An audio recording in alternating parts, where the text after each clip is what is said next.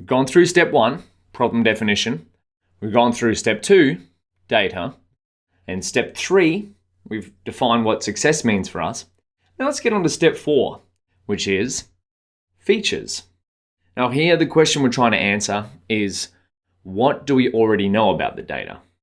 Now if you haven't worked with data before, you might hear this word features and be wondering, what the hell does features mean? Well, you'll hear this word come up a lot in machine learning. Maybe in the form of feature learning or feature variables, or when someone asks, how many features are there? Or what kind of features are there?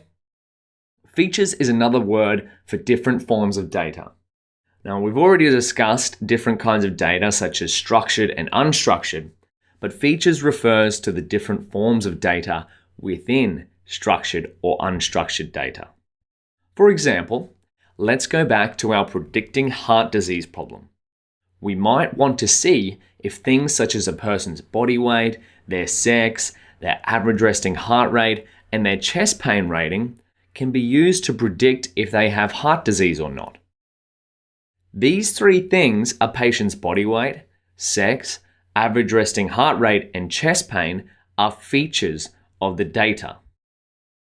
They could also be referred to as feature variables.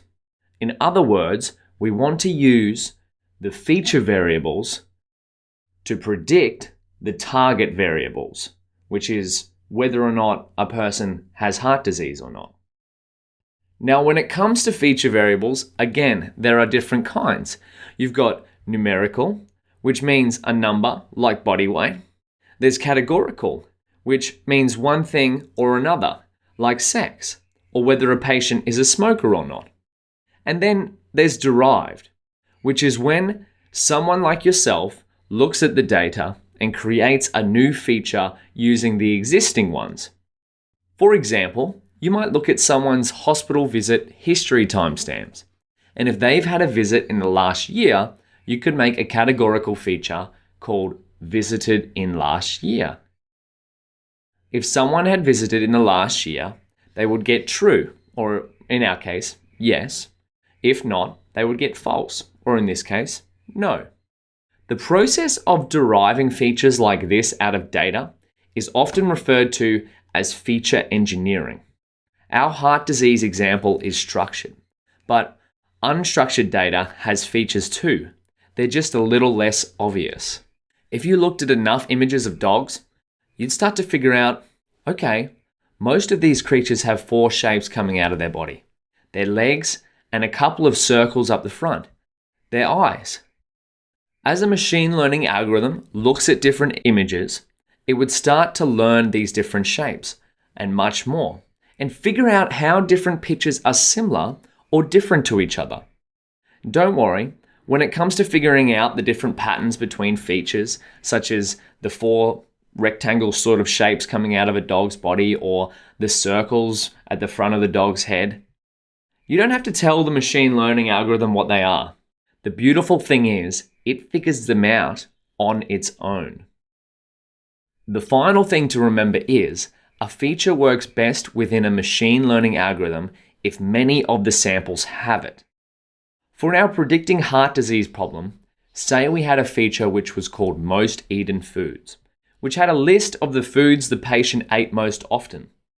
But only 10% or 10 out of 100 patient records had it.